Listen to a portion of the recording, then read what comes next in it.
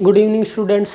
Atomic structure का जो next lecture हमारे पास है वो है आपका क्वांटम नंबर्स।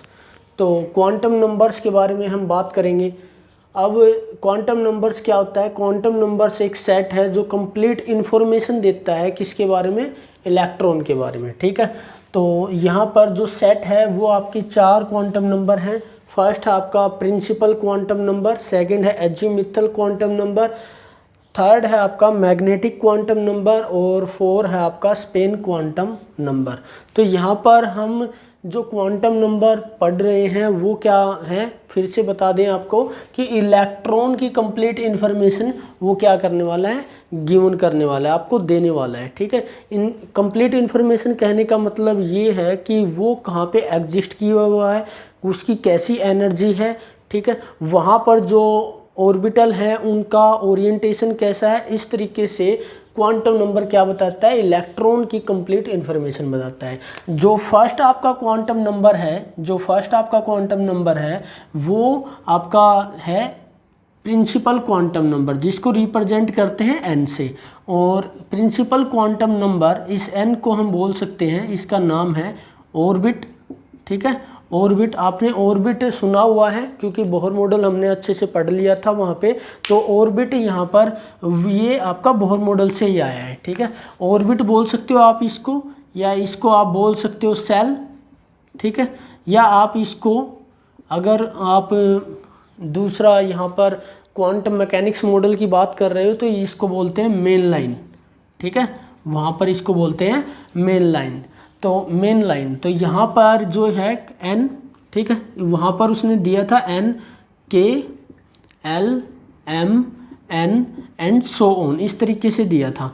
तो वहाँ पर उसने ये कहा था, बोहर ने, न्यूक्लियस के चारों ओर इलेक्ट्रॉन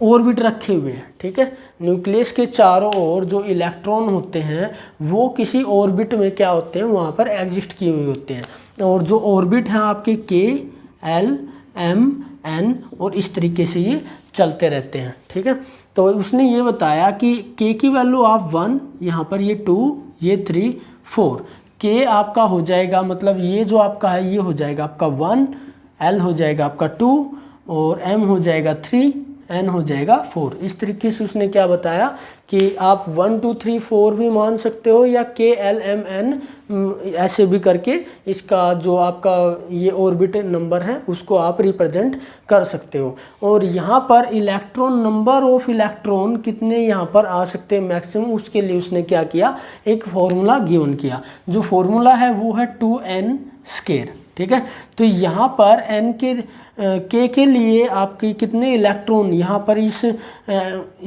के सेल के अंदर कितने इलेक्ट्रॉन एग्जिस्ट कर सकते हैं। जब आप 1 यहाँ पर वैल्यू रखने वाले हो तो ये आएगा 2, ये आएगा 8, ये 18, ये 32, और इस तरीके से ये आगे तक भी चलता जाएगा। तो हमने बोहर मॉडल के साथ में फर्स्ट प्रिंसिपल क्वांटम नंबर को अच्छे तरीके से पढ़ लिया है। और बोहर मॉडल में हमने ये पढ़ा था कि ये जो है आपके के, एल, एम, एन, ये क्या है, एक एनर्जी लेवल है। ठीक है, एनर्जी लेवल है, इस तरीके से उसने ये बताया। अगला हम पढ़ते हैं कि एजीमुथल क्वांटम नंबर। और यहाँ पर हमने जो बोहर मॉडल के साथ में, जो अब क्वांटम मैकेनिक्स मॉडल के साथ हमें पता चला है कि हम इसको क्या बोल सकते हैं, मेन लाइन बोल सकते हैं। जो यहाँ पर जो फाउंड हुई है वो किसकी वजह से हुई है, स्पेक्ट्रा की वजह से, क्योंकि स्पेक्ट्रा से इलेक्ट्रॉन को फाइंड करने की यहाँ पर कोशिश की गई है। तो वहाँ पे इसको बोला गया मेन लाइन। ठीक है, और बोहर ने इसको बोला था सेल ऑर्बिट, या इस तरीके से रिप्रेजेंट किया था के, एल, एम, एन।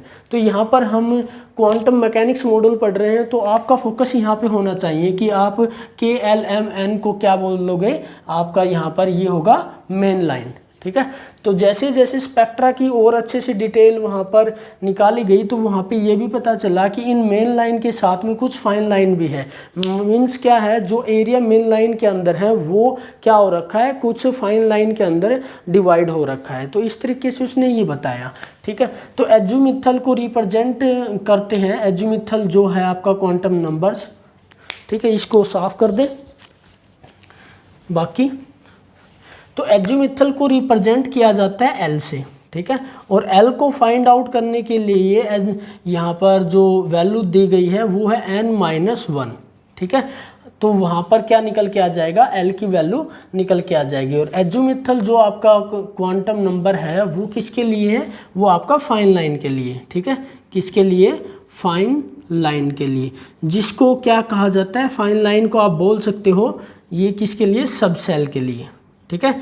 देखो ये है सेल और ये है सब सेल। देखो सेल क्या होता है, बड़ा पार्ट, और सब आपका क्या होता है, उससे छोटे पार्टिकल, ठीक है। जैसे आपके वहाँ पर हमने सब एटॉमिक पार्टिकल पढ़ा है, इलेक्ट्रॉन, प्रोटॉन और न्यूट्रॉन, वहाँ पर हमने सब पार्टिकल उनको कहा था। तो जो मेन जो पार्टिकल है वो क्या है, एटम है। तो वैसे ही है, जैसे आपका सेल क्या है, एक मेन पार्ट है, और उससे छोटे जो पार्ट हैं वो आपके क्या है, सब सेल। तो मीन्स यही है कि ये है मेन लाइन और ये है फाइन लाइन। मीन्स क्या है, मेन लाइन में से ही फाइन लाइन आपकी क्रिएट होती है। तो ये जो एरिया है, ठीक है, ये जो एरिया है इसी को क्या कर दिया गया, फाइन लाइन ने डिवाइड कर रखा है, जिसको हम क्या बोल सकते हैं, उसको बोलते हैं सेल। तो ये हो जाएगा आपका सब सेल। तो कैसे फाइंड आउट किया, उसके लिए इसने एक फॉर्मूला यहाँ पे गिवन कर रखा है n-1। तो अगर हम यहाँ पर बात करें, ठीक है, के सेल के लिए अगर हम बात करें तो के सेल के लिए वहाँ पर सब सेल क्या होगा, ठीक है, उसकी मतलब मेन लाइन के अंदर फाइन लाइन क्या होगी, हम ये देखने वाले हैं। तो यहाँ पर अगर आप n आपका क्या है 1, ठीक है, के लिए 1 हो गया, 1-1 तो ये आपका क्या निकल के आएगा 0, ठीक है। तो एक नंबर आपका क्या आ रखा है, 0 आ रखा है। फिर आप L के लिए, यहाँ पर ये किसके लिए था, K मीन्स आपका 1। फिर आप यहाँ पर निकालोगे L के लिए, L = 2। तो यहाँ पर ये फॉर्मूला लगाओगे 2-1 तो आपका निकल के आएगा 1, ठीक है। तो L यहाँ पे आपका KLM, अगला आपका M, उसके लिए 3। तो यहाँ पर ये आएगा 3 - 2 और यहाँ पर ये निकल के आया कितना आपका, ये आपका 1 है, ठीक है। 3 - 2 तो ये आएगा 2। और फिर आपका क्या है n = 4 आपने मान रखा है। तो यहाँ पर 4 रखो, -1, 4 - 1 तो ये आपका निकल के आएगा 3। तो इस तरीके से सब सेल वहाँ पे रिप्रेजेंट हो रहे हैं। और यहाँ पर ये उसने ये बताया कि 0 के साथ ये आपका क्या हो गई 1 फाइन लाइन, ठीक है। ये क्या हो गई, वो यहाँ पे कितनी है 1 फाइन लाइन है। मतलब इलेक्ट्रॉन यहाँ पर के सेल के अंदर एक सब सेल वहाँ पर प्रेजेंट है। तो हम ये बोल सकते हैं के लिए आपका सेल ही आपका क्या हो जाएगा, सब सेल हो जाएगा, क्योंकि वहाँ पर उसके एरिया को डिवाइड करने के लिए कम से कम क्या होने चाहिए, 2 पॉसिबल फाइन लाइन होनी चाहिए, तब हम उसका एरिया को डिवाइड कर सकते हैं। बट यहाँ पर आपका सेल भी क्या है, ये जो 1 है, और आपका जो फाइन लाइन है वो भी क्या आ रखे है, यहाँ पर 1 आ रखे, क्योंकि इस 0 को हम क्या मान सकते हैं, 1 फाइन लाइन मान सकते हैं। एक्चुअली में है तो एक डिजिट ही, तो डिजिट है तो 1 डिजिट है तो इसको 1 फाइन लाइन हम बोल सकते हैं। तो ये पूरा एरिया आपका सेल भी बोल सकते हो इसको, और इसको आप सब सेल भी बोल सकते हो। 4 आपका 0 के लिए, तो इस 0 के लिए इसने ये बताया सब सेल वो क्या देने वाला है, क्या रिप्रेजेंट करेगा। तो उसने इस 0 के लिए वैल्यू रखी, ये जो सब सेल आएगा आपका क्या आया S। तो यहाँ पर जो सब सेल प्रेजेंट है वो कौन है, S प्रेजेंट है, उसने ये कहा। अगला जो L के लिए अगर हम यहाँ पर रिप्रेजेंट करें कि आपका सब सेल कितने हैं वहाँ पर, तो कितनी फाइन लाइन है, तो वहाँ पर 0 क्या आ रखा है आपका 1 आ रखा है। L की वैल्यू आपका क्या आ रखा है, L की वैल्यू आपकी कितनी आ रखी है, 1 आ रखी है यहाँ पर ये वाला फॉर्मूला से, ठीक है। तो 1 आ रखी है, तो 1 का मीन्स ये है कि उसके अंदर 0 तो प्रेजेंट है ही है और 1 भी प्रेजेंट है। तो एक डिजिट ये हो गया और दूसरा डिजिट ये हो गया आपका 0 और 1। तो इसका मतलब है यहाँ पर कितनी फाइन लाइन है, 2 फाइन लाइन वहाँ पर स्पेक्ट्रा में देखने को मिली।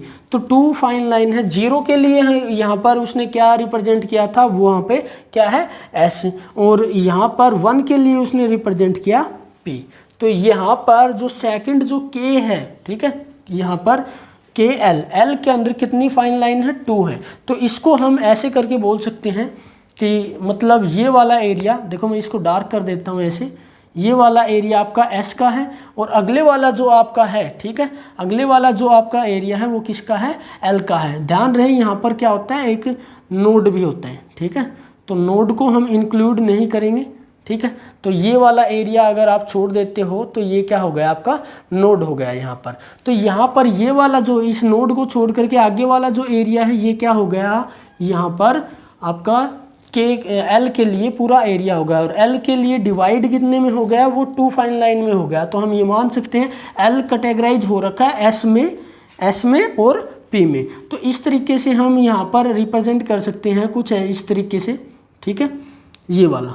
तो ये वाला एरिया आपका एस का हो जाएगा, ये वाला पी का हो जाएगा। इस तरीके से आप यहाँ पर इमेजिनेशन कर सकते हो, ठीक है। जिसकी जितनी अच्छी इमेजिनेशन होगी एटॉमिक स्ट्रक्चर के अंदर, वो उतने अच्छे तरीके से इसको समझ पाएगा, ठीक है। बुक्स के अकॉर्डिंग हम इसको और अच्छे से डिफाइन करने वाले हैं, जब ये आपके सारे यहाँ पर हम अच्छे तरीके से समझा देंगे आपको, तो बुक्स के अकॉर्डिंग हम बात करेंगे किस तरीके से वहाँ पे ये जो अरेंजमेंट हो रखी है। पहले आप ये समझो कि इलेक्ट्रॉन को हमने क्या करना है, फाइंड करना है न्यूक्लियस के चारों ओर वो किस तरीके से एग्जिस्ट किए हुए हैं, ठीक है। तो इसके लिए यहाँ पर क्या हो जाएगा, यहाँ पे वैल्यू आई है 2, तो उसके लिए 2 का मतलब वहाँ पे 0 भी है, 1 भी है और 2 भी है। तो 0 के लिए S, 1 के लिए P और यहाँ पर 2 के लिए D उसने दिया।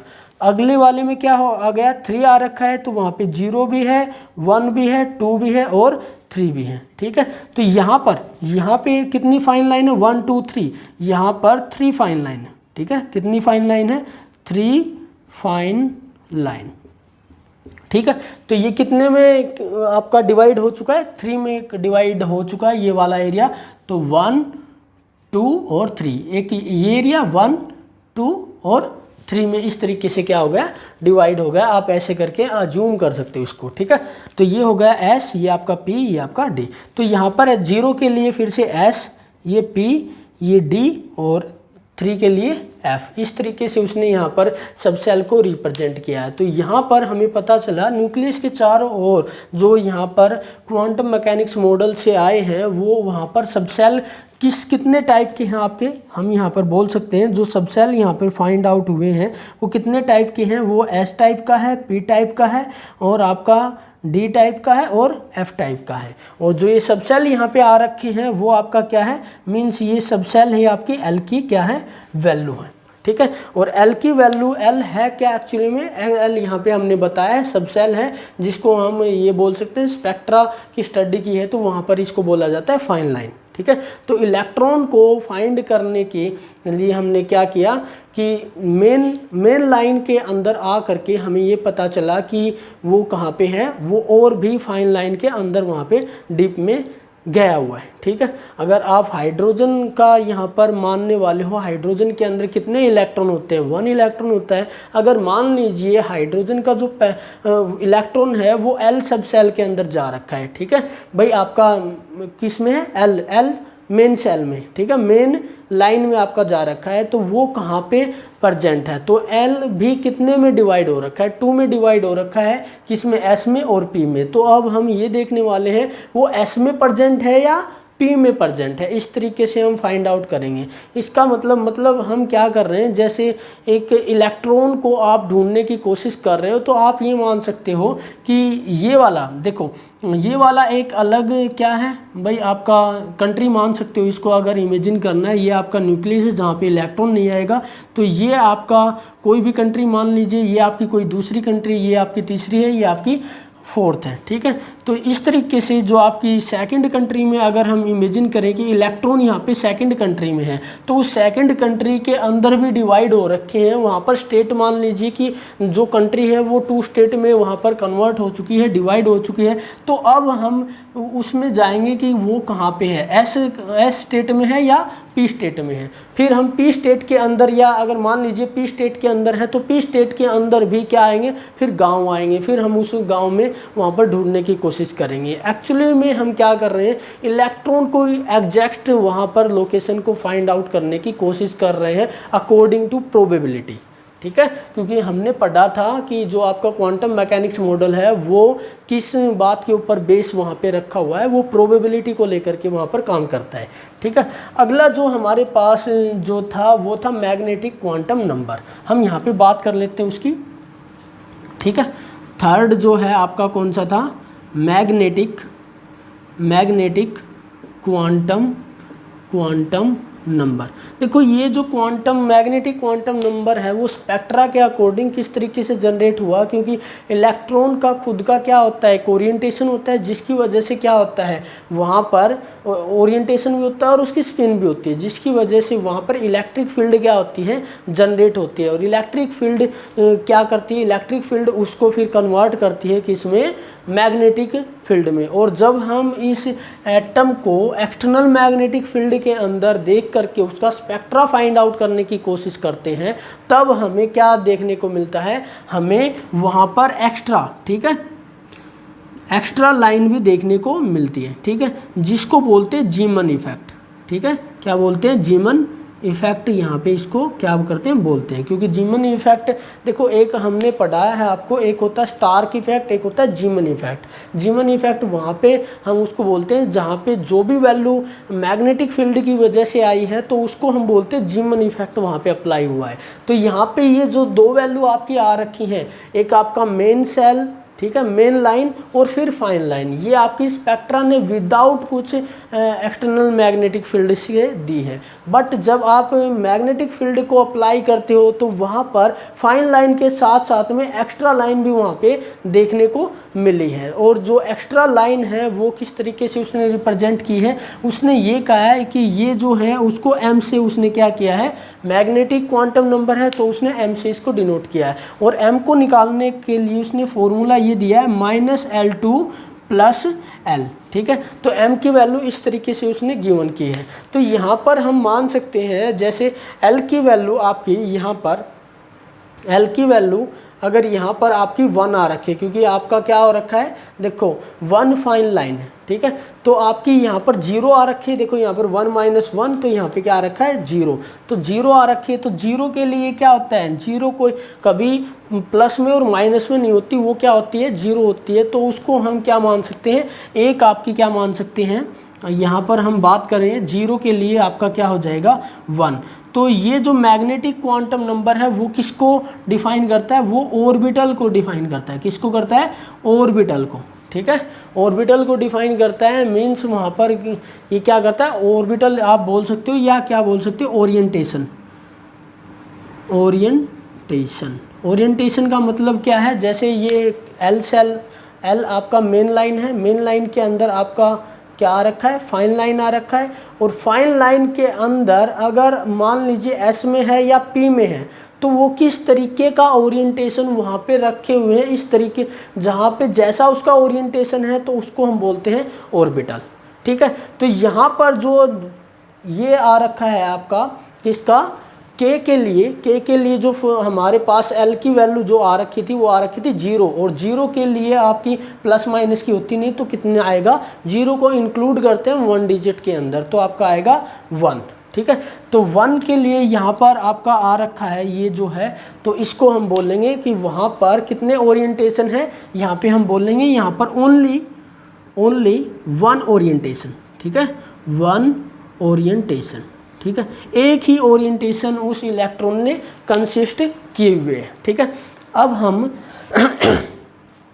हम बात करेंगे सेकंड की, ठीक है, कौन से, जब L की वैल्यू आपकी क्या हो जाती है, L की वैल्यू यहाँ पर कितनी थी, L की वैल्यू 0 थी, तो 0 के लिए M की वैल्यू क्या आ रखी थी, 1।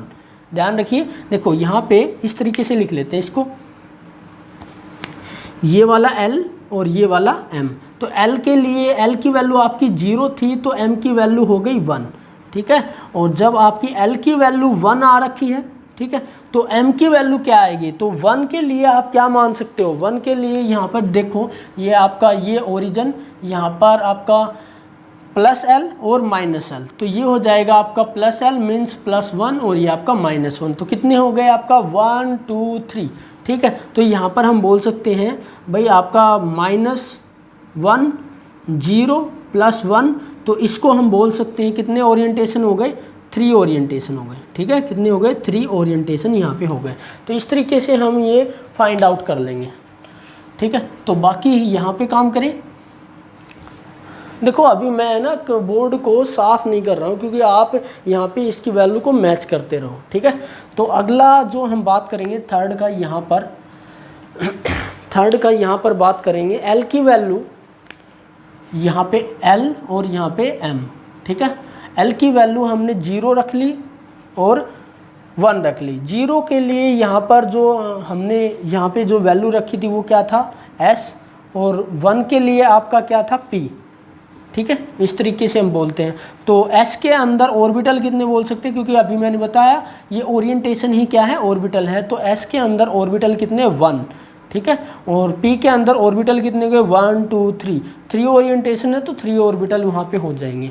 अगला हम पढ़ें, जैसे आपका L की वैल्यू आपकी कितनी हो रखी है यहाँ पर 2, क्योंकि 1 हमने मान ली। तो 2 के लिए क्या होगा -2 -1 0 +1 +2, तो कितने हो गए यहाँ पर 5 ओरिएंटेशन यहाँ पे हो गए। तो यहाँ पर जो आपका, और 2 के लिए आपका L की वैल्यू के लिए हमने क्या मान रखा था, 2 के लिए हमने बोल रखा था ये कौन सा ऑर्बिटल होगा आपका D लाइक ऑर्बिटल। हम बात करेंगे किस किस टाइप के हैं, ठीक है। तो D के हम नाम लिखने वाले हैं। अगर आप अकेला D लिख रहे हो तो वहाँ पर सब सेल की बात हो रही है, ठीक है। फिर आपका 3 की अगर हम बात करें, क्योंकि यहाँ पर आपका जैसे हमने 4 रखा था तो 3 आया था L की वैल्यू। तो 3 के लिए M की वैल्यू क्या होगी, ये होगा -3 -2 -1 0 +1 +2 +3। तो इससे ऐसे करके कितने ओरिएंटेशन हो गए 7 टाइप के ओरिएंटेशन हो गए। और इसका जो हमने नाम रखा हुआ है ये कौन सा सब सेल था, क्योंकि L किसको डिफाइन करता है, L करता है सब सेल को, ठीक है। L करता है सब सेल को, M करता है ऑर्बिटल को, ठीक है, ऑर्बिटल को डिफाइन करता है। और N किसको करता है, N करता है सेल को, ठीक है, या मेन लाइन आप बोल सकते हो। तो यहाँ पर ये कौन सा हो जाएगा F, ठीक है। इस तरीके से उसने यहाँ पर ये बताया, ठीक है। तो अगला जो आपका क्वांटम नंबर्स है वो कौन सा है आपका स्पिन क्वांटम नंबर। तो स्पिन आपका मान लीजिए कि जैसे इलेक्ट्रॉन आपका, अगर हम बात करें इस वाले की P की, ठीक है, अगर L की वैल्यू आपकी 1 है तो M की वैल्यू -1 0 और +1, मीन्स 3 ऑर्बिटल यहाँ पे देखने को मिलेगा। 3 आपके यहाँ पे क्या मिलेंगे, यहाँ पे आपको 3 ओरिएंटेशन देखने को मिलेगा। तो यहाँ पर ये जो बॉक्स मैंने बनाया यही क्या है ऑर्बिटल है। तो यहाँ पे 1 2 3 तो ओरिएंटेशन है, 3 ओरिएंटेशन किस टाइप के हैं, एक है आपका px, एक है py और एक है pz। तो हो सकता है इलेक्ट्रॉन, मान लीजिए जो हाइड्रोजन का इलेक्ट्रॉन हो वो px में वहाँ पर मौजूद हो, ठीक है। तो इस तरीके से हम इलेक्ट्रॉन की हमने क्या की, सबसे पहले हम कहाँ पे गए, हम मेन लाइन के अंदर गए, फिर हम कहाँ पे गए, हम वहाँ पे P सब सेल के अंदर गए, और फिर हम बाद में कहाँ पे आए आपका px मतलब ऑर्बिटल में गए। अब ऑर्बिटल में जाने के बाद में हम क्या देखने वाले हैं, उसकी स्पिन कैसी है, ठीक है। तो 2 टाइप की यहाँ पर स्पिन होती है। यहाँ पे बात कर लेते हैं। जो 4th वाला है आपका कौन सा है, spin quantum number. Spin quantum number, तो इलेक्ट्रॉन देखो जैसे इलेक्ट्रॉन रिवॉल्व करता है न्यूक्लियस के चारों ओर, वैसे ही वो क्या करता है अपनी एक्सिस पे वो क्या करता है स्पिन करता है। जैसे अर्थ करती है वो रिवॉल्व भी करती है और स्पिन भी करती है। रिवॉल्व करता है तो क्या होते हैं, जो मौसम का चेंजमेंट होता है वो हमें देखने को मिलता है, और जो स्पिन की वजह से दिन और रात होते हैं। तो ऐसे ही इलेक्ट्रॉन की भी क्या होती है स्पिन होती है। तो स्पिन 2 टाइप की होती है, या तो क्लॉकवाइज है या एंटी क्लॉकवाइज है। अगर क्लॉकवाइज है, ठीक है, अगर क्लॉकवाइज है तो उसको यहाँ पे वैल्यू रखी जाती है +½ और अगर आपका एंटी क्लॉकवाइज है, ठीक है, एंटी क्लॉकवाइज है तो उसके लिए -½ वैल्यू रख दी जाती है। तो ये हो गए आपके क्वांटम नंबर्स। अब जो आपने ये पढ़ लिए, ठीक है, जैसे जैसे जैसे ये वैल्यू रखी गई है वैसे हमने इसको क्या कर लिया, पढ़ लिया। एक्चुअली में हमने ये पढ़ने के साथ साथ में थोड़ा सा इमेजिन करना पड़ेगा कि ये जो हमने मेन जो आपका सेल है, फिर आपके सब सेल आए, फिर आपके ऑर्बिटल आए, फिर यहाँ पर हमने क्या किया उसकी स्पिन को डिटेक्ट किया। तो इस जो ये आपका ये जो इमेजिनेशन है इसको हम क्या करेंगे लाइन के थ्रू आपको समझाना चाहेंगे, जैसे स्पेक्ट्रा समझाता है, ठीक है। तो ये मैं मिटा देता हूँ अभी, बाकी कुछ मिटाने वाला नहीं हूँ, ठीक है, तो आप समझ सकते हो। तो यहाँ पर ठीक है ये वाला बॉक्स बना देते हैं, यहाँ पर हम काम करेंगे, ठीक है, ऐसे करके। तो यहाँ पर हम रखेंगे n की वैल्यू, मीन्स n की लाइन, n आपकी क्या है मेन लाइन को यहाँ पे रखेंगे। तो ये हो गई आपकी मेन लाइन। आपकी मेन लाइन कौन सी है, k या आपका 1। फिर आपकी KL मीन्स 2, फिर आपकी KLM, फिर आपकी KLMN। तो इस तरीके से ये जो आपकी है मेन लाइन रख दी। यहाँ पे आप क्या बोल सकते हो, यहाँ पे आप बोल सकते हो ये है न्यूक्लियस, ठीक है। न्यूक्लियस से जस्ट आप ऊपर जाने वाले हो तो क्या आएगा, K आएगा, फिर आपका L आएगा, फिर M आएगा, फिर N आएगा। तो यहाँ पर इसको राउंड आप दे सकते हो ऐसे करके, राउंड, ठीक है। ऐसे ऐसे करके क्या हो सकता है, राउंड दे सकते हो ऐसे करके। तो ये पूरा आपको देखने को मिलेगा ऐसे ऐसे करके। अगर ये न्यूक्लियस है तो इसके चारों ओर ये राउंड बनने वाला है, ये न्यूक्लियस है तो ये राउंड बनने वाला है। तो ये हो गया आपका मेन लाइन। तो इसको जो मेन लाइन को हम बोलते हैं ये है हमारा ऑर्बिट, ठीक है, ऑर्बिट। तो first orbit, second orbit, third orbit, fourth orbit. अब first orbit, second orbit, third और फोर्थ ऑर्बिट के अंदर इलेक्ट्रॉन कहाँ पे है, अब हम वो देखने वाले हैं। तो देखने से हमें ये पता चला कि ऑर्बिट भी सब सेल के अंदर क्या हुए, डिवाइड हो रखे हैं। मीन्स सेल, ये जो सेल हैं वो भी सब सेल के अंदर डिवाइड हो रखे हैं। तो हमें जब पढ़ने को मिला तो हमें ये मिला कि जो ये मेन लाइन है ये आपकी क्या है, main line. Main line fine line में कन्वर्ट हो चुकी है। तो K के लिए मेन लाइन ही क्या है, फाइन लाइन है। बट L के लिए जब हम मेन लाइन की बात करते हैं तो L कन्वर्ट होता है आपका मेन लाइन से आपका टू फाइन लाइन वहाँ पर देखने को मिलती है, जिसका उसने नाम रखा S और P। और यहाँ पर एक ही है तो ये हो गया S। और आपका M वहाँ पे क्या देखने को मिला, 3 वहाँ पर फाइन लाइन देखने को मिली, क्या है, S P D। और यहाँ पर कितनी देखने को मिली, 5, ठीक है, 1 2 3 4 और यहाँ पे आप 5 रखते हो। तो यहाँ पे S P D F 5 यहाँ पे आपको देखने को मिली है, ठीक है, 4 S P D F। इस तरीके से N के अंदर आपको 4 देखने को मिली है। यहाँ पर 1, यहाँ पे 2, यहाँ पे 3 और N के अंदर 4 आपको फाइन लाइन देखने को मिली है। अब फाइन लाइन देखो, ये आपको ऑर्बिट की बारे में जानकारी दे रही है और ये आपको किसके बारे में दे रही है, सब सेल के बारे में, सब सेल के बारे में, ठीक है। अब जो अगली जो आपकी मैग्नेटिक क्वांटम नंबर यहाँ पे आया था, जिससे हम जिमन इफेक्ट भी हम इसको बोलते हैं, वो किसके बारे में बताता है, वो आपका ऑर्बिट के बारे में बताता है, ऑर्बिटल, ठीक है। वो किसके बारे में बताता है, तो ऑर्बिटल। तो यहाँ पर आपका 0 के लिए 1 ही वैल्यू आई थी, ठीक है। यहाँ पे हमने M की वैल्यू 1 निकल के आई थी, तो ये आपकी 1 ही रहने वाली है। तो इसके लिए आपकी 1, S के लिए क्या निकल के आई है, हर एक S के लिए आई है 1 वैल्यू। तो S के लिए जो ऑर्बिटल होगा वो 1 बॉक्स ही होगा आपका, ठीक है। P के लिए आपकी कितनी आई थी, देखो यहाँ पर P आपका क्या है, यहाँ पर हमने क्या कंसिडर किया था, 1, ठीक है। ये आपका क्या है, 1 है। तो 1 के लिए -1 0 + 2, तो PX PY PZ, मतलब वहाँ पे कितने आपको देखने को मिला, 3 वहाँ पे आपको देखने को मिला। तो यहाँ पे आएंगी 3 एक्स्ट्रा लाइन, ठीक है, 3 एक्स्ट्रा लाइन यहाँ पे देखने को मिली। तो हर एक P में कितनी आपको देखने को मिलेगा, 3 1 2 3, ठीक है। तो इस तरीके से वहाँ पर बुक्स के अंदर भी दे रखा है। तो ऐसे भी करके आप समझ सकते हो। या न्यूक्लियस के चारों ओर इलेक्ट्रॉन की, जो मैंने यहाँ पर इससे पहले आपको समझाया था, वैसे भी आप यहाँ पे इलेक्ट्रॉन को फाइंड आउट करने की कोशिश कर सकते हो। तो यहाँ पर हमने पढ़ लिए क्वांटम नंबर्स, इलेक्ट्रॉन कहाँ पर है उसको हमने अच्छे तरीके से पढ़ने की कोशिश की है, ठीक है। तो अभी क्वांटम नंबर्स आपका हो गया है कंप्लीट। मिलते हैं नेक्स्ट लेक्चर के लिए।